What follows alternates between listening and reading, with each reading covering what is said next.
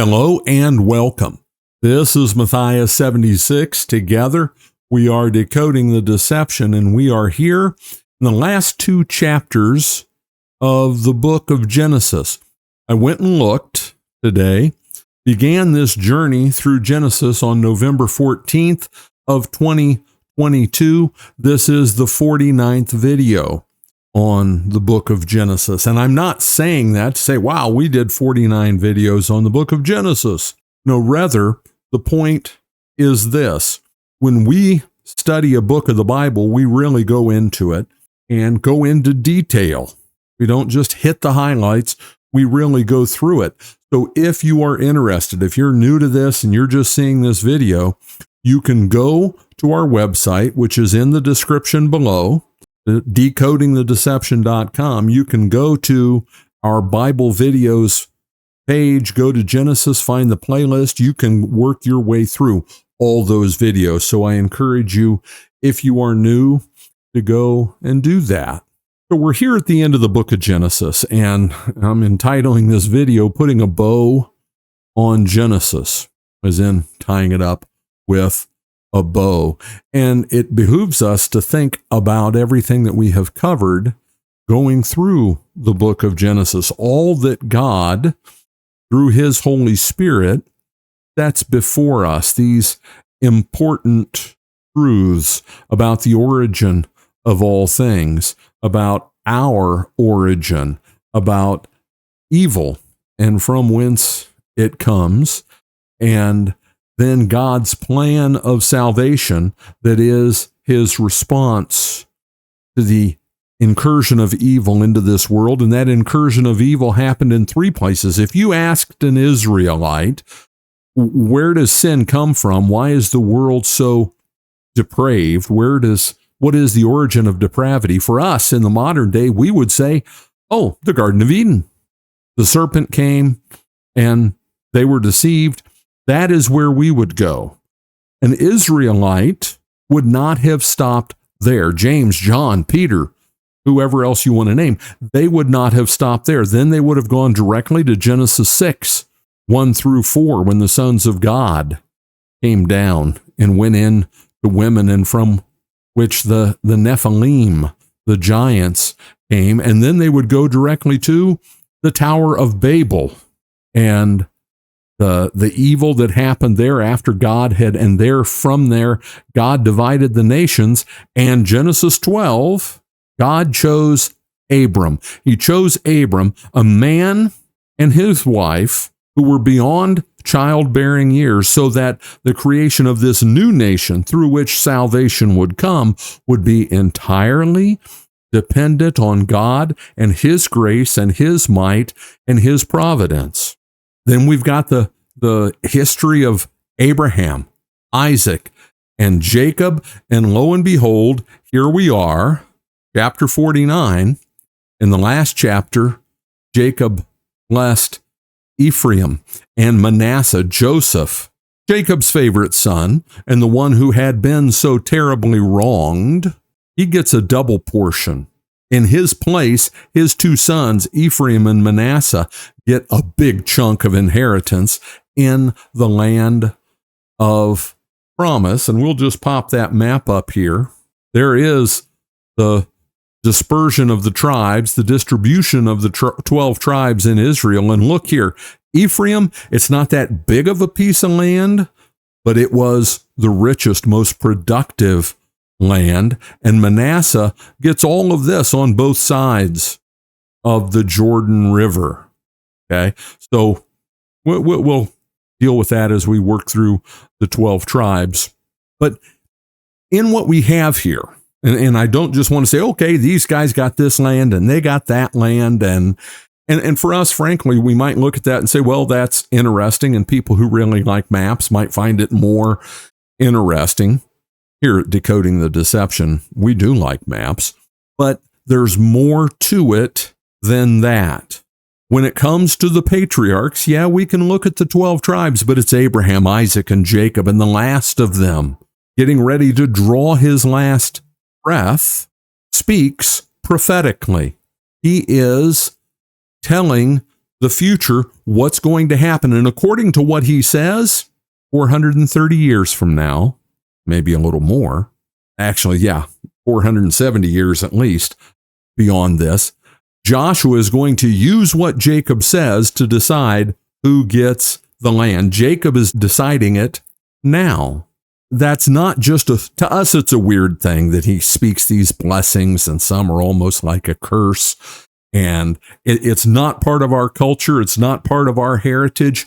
It is strange to us. It wasn't strange to them. And it was, though even for their day, it was different because Jacob was something that most patriarchs weren't. And remember, this is a patriarchal society. The father, the head of the clan is basically king, judge, jury, head of the economy, all of that.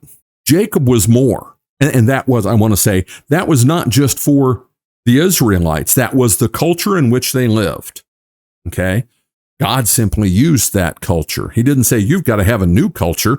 He just used the system that was there, improved it some, and used it. But Jacob was more than just a patriarch. Jacob was a prophet. Jacob had seen God. Jacob had wrestled with God. He saw God standing on the top of that ladder when the sons of God were going up and down. Jacob was a prophet. So what he says here at the end of this part of the narrative of history of salvation, that's what we have here, the narrative of the history of God's working of salvation. What he says here is all about faith. Think about it. All this stuff that's preceded this, Jacob is saying, it's real, it matters. We're down here in Egypt now, down here in the land of Goshen, but we're going home. God is going to take us home, just as he told Abraham, and just as he told me, we're going to go home, and when we go home, this is how things are to be divided up. But Jacob was a prophet, and he was looking ahead, and he was speaking in faith, and he was speaking for God, looking forward. So this is more than just this weird, dry stuff about who gets what land, and a lot of it, many of these clans, the tribes didn't really amount to that much in comparison to others, and, it's like talking about voting maps in a given state where you don't live. Who cares? Maybe even in the state you live in, you'd say, who cares? But this is important stuff in the history of salvation and a direct prophecy regarding salvation we're going to hear. So let's jump in. And Jacob called his sons and said, gather together that I may tell you what shall befall you in the last days. He's a prophet. He's a prophet. It's not just him wishing these things for his different sons. He is a prophet. Now their lives and the way they had lived, I'm going to play into that. Gather together and hear, you sons of Jacob, and listen to Israel, your father. These two words, hear and listen, they're the same verb. I do not know why in this particular translation they don't translate it that way, but in Hebrew, formal speaking and poetry, which they would do in a poetic way, and their poetry was entirely different than ours, this, using the same word at the beginning and the end, it's telling you that what's coming is something special. And the word is Shema, different forms of the word Shema, as in if you're familiar with these things, the Shema, which is, Hear, O Israel, the Lord our God, the Lord is one. Shema, it begins with Shema Yisrael, Ehovah Eloheinu, Ehovah Echad. Hear, O Israel, the Lord our God, the Lord is one. And no, I didn't use Adonai because I'm not an Orthodox Jew. That would make my Hebrew professor happy if he happens to. Gather together and hear, you sons of Jacob, and listen to Israel. Notice he uses both of his names. What does that call to mind? The promises God had made to him when God had changed his name. Israel, your father. And he's going to jump right in. We've got the charts over here on this side of the sons and whose daughters and whose wives they came from. Sorry, which wives they came from. And then we've got another chart here with the 12 sons of Jacob and who they were based on who their mothers were. We've looked at those before. Reuben, firstborn. Reuben, you are my firstborn, my might and the beginning of my strength, the excellency of dignity and the excellency of power. A firstborn for a man is something very important because it's like I'm carrying on the family line. I'm doing my part. I'm taking my place in history by passing on to the next generation myself. But what does he say about Reuben? Unstable as water, you shall not excel, because you went up to your father's bed, then you defiled it. He went up to my couch. And that is when he went in to his father's concubine. And we talked about that back. It was in Genesis 35:22. He went in to Bilhah, his father's concubine. That's a power play. You see that, and it can be confusing to us when David fled from Absalom, his son. What did his son do? His advisors told him, pitch a tent on the roof of the palace, take all the concubines and go sleep with them there in the sight of Israel. Not directly in the sight of Israel, it was inside a tent. That's you saying, now it's mine. When a male lion takes over another pride, what does it do? It kills all the offspring of the former male lion, the cubs, and then breeds with all the females. He's claiming it. Reuben was trying to claim the clan then, and now he's paying for it. You defiled it. He went up to my couch. That's why he skipped over in the status of firstborn, and that plays into the plan of salvation. Jesus is not a descendant of the tribe of Reuben. No, neither is he a descendant of the tribe of Simeon or Levi. Simeon and Levi are brothers, instruments, and remember who they are. When Dinah was molested, and they made that deal with the people of Shechem, and while they were recovering from surgery, from circumcision, they went in and killed them all without checking with dad, and you did not circumvent the order of command in the family, and the patriarch was in charge. Simeon and Levi are brothers. I want to look at something here quick just to check for myself. No, it's not in there. Simeon and Levi are brothers. Instruments of cruelty are in their dwelling place. Let not my soul enter their council. Let not my honor be united to their assembly. For in their anger they slew a man, and in their self-will they hamstrung an ox. Cursed be their anger, for it is fierce, and their wrath, for it is cruel. I will divide them in Jacob and scatter them in Israel. He doesn't want his family line carried on in their name because of what they showed was in their character. They demonstrated. So here is Simeon. Simeon doesn't get a big chunk of land. He's kind of stuck here in the middle of Judah. We'll zoom in a little bit. Stuck here in the middle of Judah. And as time goes on with the different censes that are given, Simeon gets smaller and smaller and smaller. Where's Levi on here? Well, I don't see Levi. Levi, the priests are Levites. We think that's elevated, and it is, because Moses was a Levite. But the priests didn't get land. They didn't get an allotment of the land. They had cities within all the different areas, but they don't have their name associated with a big chunk of land. Now, because they stepped up and were the Levites, and we'll get to that history later on possibly, they do get the elevated status of being priests. Now we come to Judah. And don't worry, we're not going to spend a whole lot of time on all 12 of the tribes, because while I like going deep, I also know that I have an audience. And that audience doesn't want to spend a whole lot of time on super really dry, geeky stuff about the geography of the promised land. There are other places you can go for that, but I'm not going to go into huge detail. But we will talk about Judah. Judah, you are he whom your brother shall praise. You know what Judah means? The word comes from the root for praise. You are he whom your brother shall praise. Your hand shall be on the neck of your enemies. Your father's children shall bow down before you. Who are his father's children? The other tribes. The other tribes. Because this is all, interpret all of this, in hindsight for us, the Messiah is coming from Judah. So they're all going to worship the descendant of Judah. Your father's children shall bow down before you. Judah is a lion's whelp. From the prey, my son, you have gone up. He bows down. He lies down as a lion. And as a lion, who shall rouse him? Strength, might, power. The lion represented, and accurately, the lion represented all of that.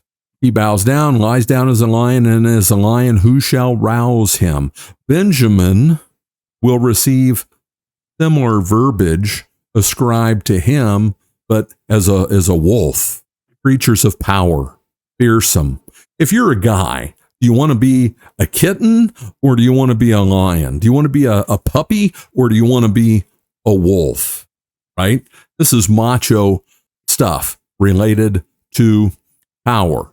He bows down, he lies down as a lion. Read that already. The scepter shall not depart from Judah, nor a lawgiver from between his feet, until Shiloh comes, and to him shall be the obedience of the people. We'll go ahead and read it all. Binding his donkey to the vine, and his donkey's colt to the choice vine. He washed his garments in wine, and his clothes in the blood of grapes. His eyes were darker than wine, his teeth whiter than milk. We'll talk about this stuff here at the end to kind of, what's that about, is our reaction to that. But let's talk about this stuff with the scepter. And we'll go to Numbers 24:17. And these are passages that in church you will often hear read in connection with the Messiah. That there in Genesis 49, here in Numbers 24:17, a prophecy. I see him, but not now. I behold him, but not near. A star shall come out of Jacob. A scepter shall rise out of Israel and batter the brow of Moab and destroy the sons of tumult. Moab was always used as a proxy for the enemies of God and God's people. That's talking about Jesus. And a king had a scepter, and it's referred to as a scepter, a rod of iron. Let's go to Psalm 2:9. You shall break them. This is that messianic prophecy. Psalm 2. You shall break them with a rod of iron. You shall dash them to pieces like a potter's vessel. Then Micah 5:2. But you, Bethlehem Ephrathah, though you are little among the thousands of Judah, yet out of you shall come forth to me the one who will be ruler in Israel, whose going forth are from of old, from everlasting. Guess where Ephrathah are? Out of the thousands of Judah. They're in the tribe and in the region of Judah. And then finally, to bring this full circle, Revelation 2:27, he shall rule them with a rod of iron. They shall be dashed pieces like a potter's vessel. This is saying that we, who are victorious through faith, this is the letter to the church of, I wish I knew it by heart, but I don't, Thyatira. We will rule along with Jesus. That's what it's talking about. The Messiah will rule. And that is the picture that is given here with Judah. Jesus is what? He's the lion of the tribe of Judah. Now let's talk about the binding his donkey to the vine and this stuff. What's this talking about? Who binding his donkey to the vine? This phrase means nothing to us. And I grew up farming in the Midwest and Indiana, and there are expressions that I can use, and I do sometimes. I just slip and use them because they're just part of my vernacular, and people look at me like, what is he saying? Right? My grandfather had a saying. He grew up farming with horses, big Belgians, and he didn't say 6 of one, half dozen of another. He said a horse apiece. It's a horse apiece, meaning takes a horse to do this job, takes a horse to do that job. It doesn't matter which one we do first. It's a horse apiece. I'll use that sometimes. I can tell people go, What is he talking about? 6 of one, half dozen of another. Oh, okay. This, it doesn't have currency with us. You would never tie a donkey to a vine, and certainly not a donkey's colt to a choice vine. Think of a vineyard. Think of grapevines and how long it takes to cultivate and prune those and have those nice rows. They're all supported. You would only do this if you're so wealthy you didn't care if these donkeys trampled all over the vines. And this, he washed his garments in wine and his clothes in the blood of grapes. Now, who would wash their clothes in wine? That'd be kind of, but the picture is, we use the expression, money, yeah, he's rolling in it. He puts money on his bed and sleeps on it. He's so wealthy, he's so prosperous, it doesn't matter. That's what these expressions are saying. Judah is going to thrive. Judah is going to prosper. And it's not really about monetary things, but he's just blessed. His eyes are darker than wine and his teeth whiter than milk. He's a big, tall, handsome man. He's successful. All of that. That's all attributed to Judah, because Judah didn't sleep with his dad's concubine. Judah didn't go out and attack anybody without dad's permission. And we trace through the book of Genesis where Judah was the one who had stepped up in authority and was taking action on behalf of the clan. He was the one talking to the patriarch about what had to go on with going back and forth with Jacob, all of that. Now, Zebulun, you shall be like a haven of the sea. He shall become a haven for ships, and his border will adjoin Sidon. Now, I'm just going through this one just because it's interesting. Experts, scholars don't know what to do with this because Asher's on the sea. Manasseh's on the sea, Dan's on the sea, although there's a lot of interesting stuff with the history of the tribe of Dan, because they actually end up here. They're kind of a hot mess. But Zebulun's here. And again, we don't know what to make of that. And I'll pull a Forrest Gump because it's accurate. And that's all I have to say about that. We just don't know exactly what happened there. Issachar is a strength. Listen to this and see if you can figure out what it's talking about. Issachar is a strong donkey, lying down between two burdens. He saw that rest was good and that the land was pleasant. He bowed his shoulder to bear a burden and became a band of slaves. It's saying he's going to be lazy. And in all of these things, I need to say, Issachar wasn't going to be around when this went down. This is 500 years in the future. Issachar was already an older man when this was being proclaimed, saying that that's kind of like the way the tribe of Issachar is going to be. But he's a strong donkey, he lies down between two burdens. He didn't want to work.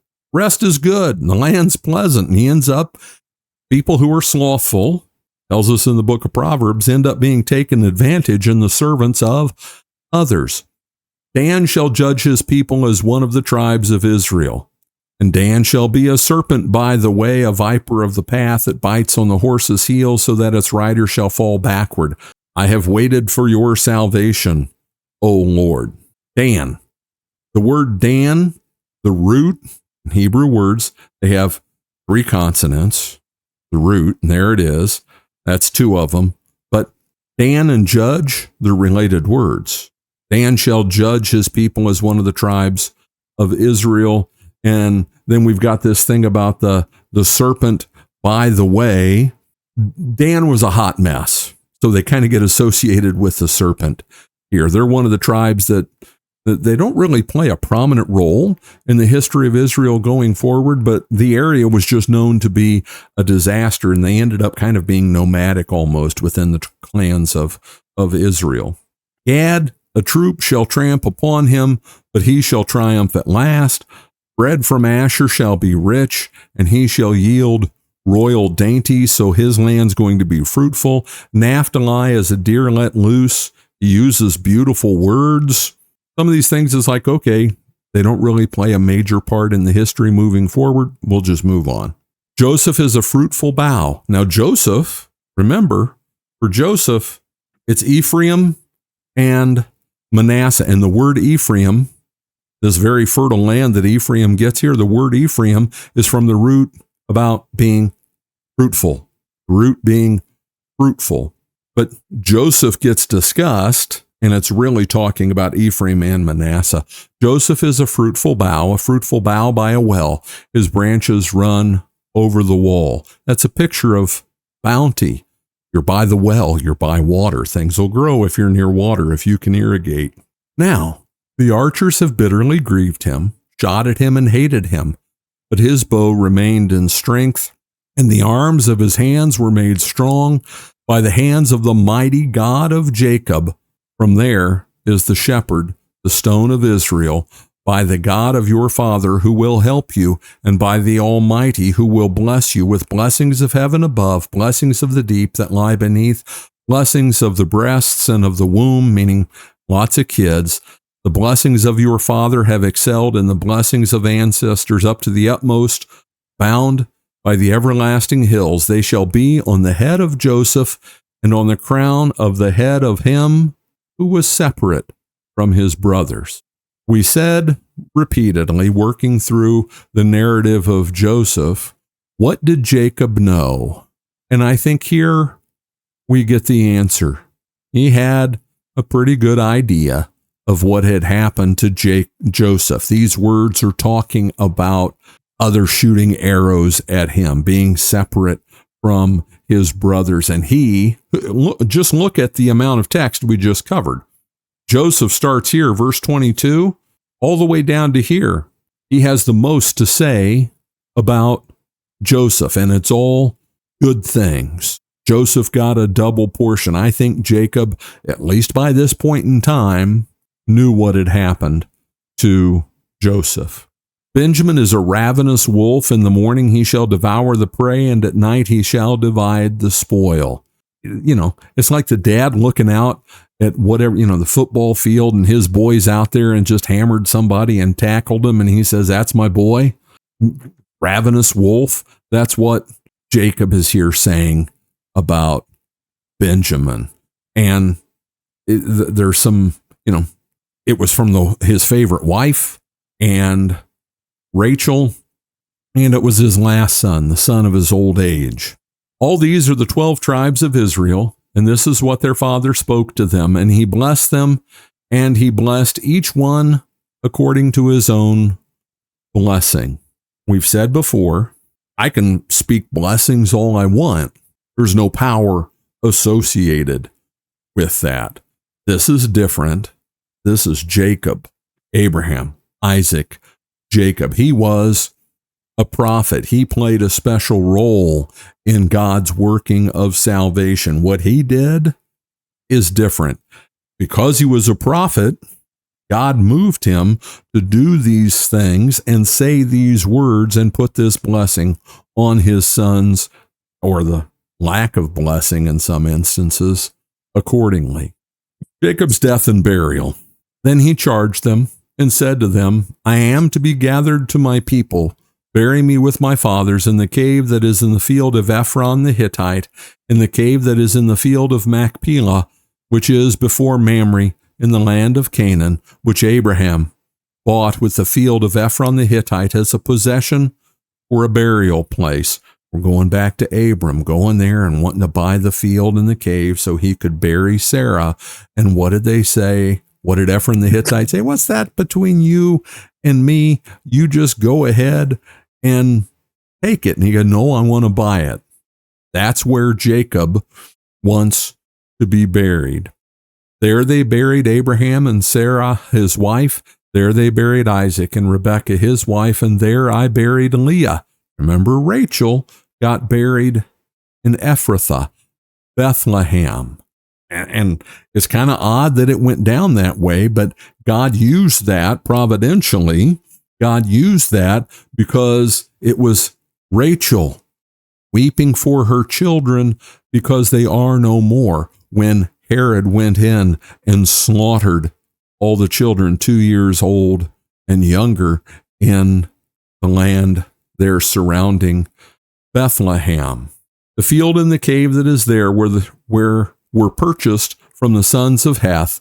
And when Jacob had finished commanding his sons, he drew up his feet into the bed and breathed his last and was gathered to his people. Now, does that mean it happened right then and there?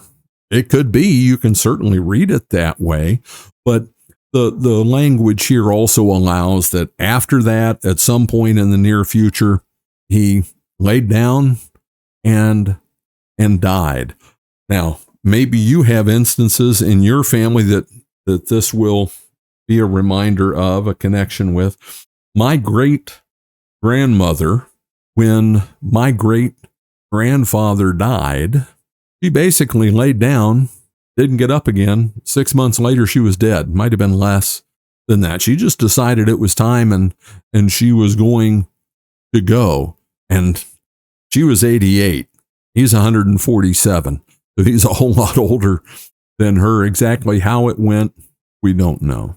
Then Joseph fell on his father's face and wept over him and kissed him. And Joseph commanded his servants, the physicians, to embalm his father. So the physicians embalmed Israel. 40 days were required for him, for such are the days required for those who are embalmed. And the Egyptians mourned for him 70 days. Notice it's Joseph that's talked about here. That could simply be because he's the one who's going to give the command. He's the one who had power to have him embalmed and then get permission to take him back to Canaan to bury him. Don't know. But there is the reality in what we have seen. Joseph was the favorite son, and everybody knew Joseph was the favorite son. That's the foundation of the narrative of everything that happened to Joseph. He wasn't going to be the heir, have that status of firstborn, because the first three eliminated themselves by their own actions, and it went to Reuben. It wasn't going to work its way all the way down through 10 of them to get to Joseph. But there is no doubt Joseph was the favorite. He was certainly the most successful and the most powerful. They had Jacob embalmed in the way that Egyptian mummies were embalmed, a very involved and pretty impressive process. I mean, all the spiritual stuff connected with it in Egyptian religion, that's a different deal. And I'm sure Joseph didn't include that in this embalming, but just the process itself. And they were going to have to take Jacob a long journey in a hot desert land. If you were going to do that with a body, let me tell you, you want it to be embalmed. But it was also granting him special status. He's being treated as though he is an Egyptian. A lot of things we can think about there. Now, when the days of his mourning were past, Joseph spoke to the house of Pharaoh, saying, "If I have found favor in your eyes, please speak in the hearing of Pharaoh, saying, my father made me swear, saying, behold, I am dying.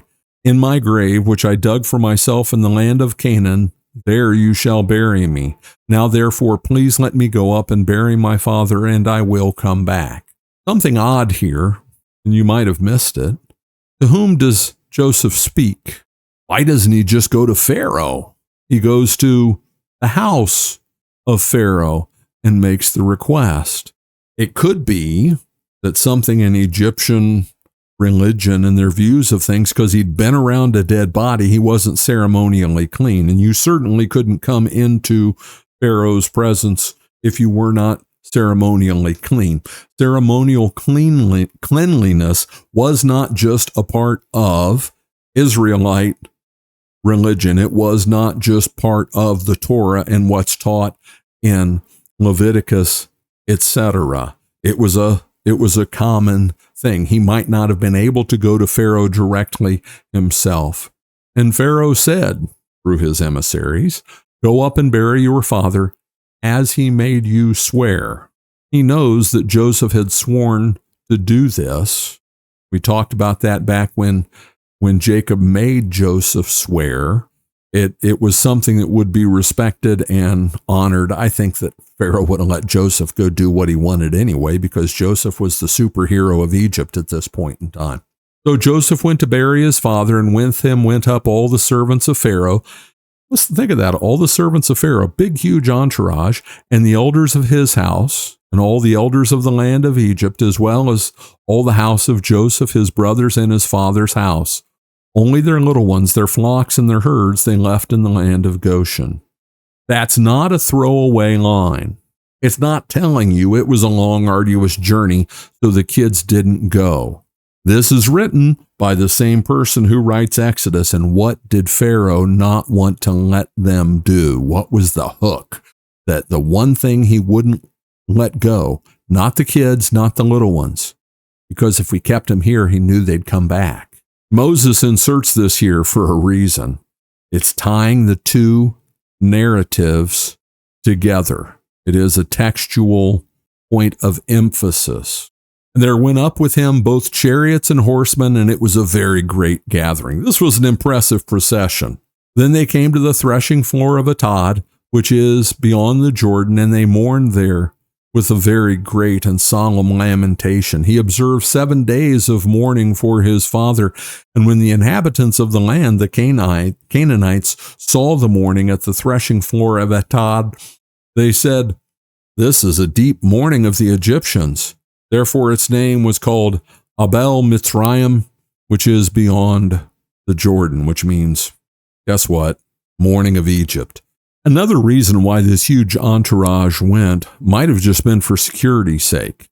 All those important people of Egypt weren't going without military escort. And they don't list that out here. Why? Because the people of the day would have just known that. That was a given. It's like President of the United States traveling without the Secret Service. It doesn't happen. So his sons did for him just as he had commanded them, for his sons carried him to the land of Canaan and buried him in the cave of the field of Machpelah before Mamre, which Abraham bought with the field from Ephron the Hittite as property for a burial place. And after he had buried his father, Joseph returned to Egypt, he and his brothers and all who went up with him to bury his father. Joseph always does the right thing. That's something we don't want to pass over in this and fail to point out. Joseph always does the right thing. Now we come to this familiar but strange note at the end here, and there's a lot of insight to be gained about fear and regret and guilt and sinful nature. When Joseph's brothers saw that their father was dead, they said, "Perhaps Joseph will hate us and may actually repay us for all the evil which we did to him." And so they sent messengers to Joseph saying, "Before your father died, he commanded, saying, 'Thus you shall say to Joseph, I beg you, please forgive the trespass of your brothers and their sin, for they did evil to you.'" That's them saying that Dad knew about it. "Now, please forgive the trespass of the servants of the God of your father." And Joseph wept when they spoke to him. This is a formal address, the way it's worded. And what are they doing? They're pointing out, we're the servants of the God of your father. We're all part of the same covenant. We're all genealogically, familially, made up a word there, I think, tied together. And they're lying. A little bit of deception here. Jacob didn't say this. Jacob would have said it directly to Joseph. They're just going the extra mile trying to, and like Jacob, the deceiver, they're being deceitful. And it breaks Joseph's heart. He had forgiven him. He'd told him way back when he revealed himself, his identity to them when they came the second time to Egypt, the third time. He told them, he forgave them. But they still think, and how many years has it been? We don't even know. How many years has it been? And they're still afraid of him. Then his brothers also went and fell down before his face. That was the messengers going. Now they come and fall down before their face. And they said, "Behold, we are your servants." And Joseph said to them, "Do not be afraid, for am I in the place of God? But as for you, you meant evil against me, but God meant it for good, in order to bring it about, as it is this day, to save many people alive. Now therefore do not be afraid. I will provide for you and your little ones." And he comforted them and spoke kindly to them. You see something here that it's almost like Joseph is of a different character altogether from his brothers. They expect him, now that Dad's gone, to behave as they would. And you can tell It doesn't even cross his mind. Joseph is, in many ways, a type, meaning a person whose life gives examples of what we see in Jesus. He suffers unjustly, and he is forgiving. Doesn't this seem to be in a different setting, the spirit of Jesus who would hang on the cross and say, Father, forgive them? To the people who just driven spikes through his wrists and ankles, Father, forgive them, for they know not what they do. You intended to harm me. God intended it for good. There is so much spiritual benefit for you and for me when we elevate our eyes to try to look at our circumstances, the situations in which we find ourselves, and try to understand it the way the Lord looks at it. It's life-changing. It's life-changing. You get bad news out of the blue, something you didn't expect. If we elevate our thinking and look to the Lord, and He's kind, He's good, He always does what's right for me, He uses adversity to help me grow, to exercise the truth that He is constantly teaching me. And in that light, I look at the adversity that just dropped into my life and say, okay, the Lord obviously has some cool stuff He wants to teach me. He wants my faith to grow, and it's going to be okay. Why? Because it's always okay. Why? Because the God who spoke everything into existence with nothing but His word, who parted the Red Sea to free the descendants of the very people we're reading about now, who sent His Son to bleed, suffer, and die and rise again for us, He always takes care of me. Nothing in all creation can separate us from the love of God that is in Christ Jesus our Lord, not life, not death, not height, not anything in all creation. Nothing can separate us from Him. It's going to be okay. Joseph elevated his thinking. He had, you could almost say, or some theologians who would flip out about saying this, but in essence, it's correct. Joseph had the mind of Christ. We want to have the mind of Christ. Christ is being formed in us. Paul says that repeatedly. He's being formed in us. And the more He is formed in me, then the more I look at this world and the people in my life and my situations the way He would. And that's what so we could say, more historically accurate, Joseph had the mind of Yahweh, which is Jesus. Just hadn't been incarnate yet, because there were two Yahwehs, the visible one and the invisible one. One Yahweh, two manifestations of it. The Old Testament Trinity, the Godhead, right? He had the mind of Yahweh. He just looked at things differently. And let's talk about this. Why was Joseph able to look at all this differently? Because he'd been through so much garbage, so much stuff had been dumped all over him. And remember us talking about how he didn't whine, how he didn't complain. There's not a single instance of it. He just kept being faithful. What am I to do? Who am I to be? I'm to keep being faithful. Storms come. I keep being faithful. I keep trusting. If the storm takes me out, that's God's way of taking me home.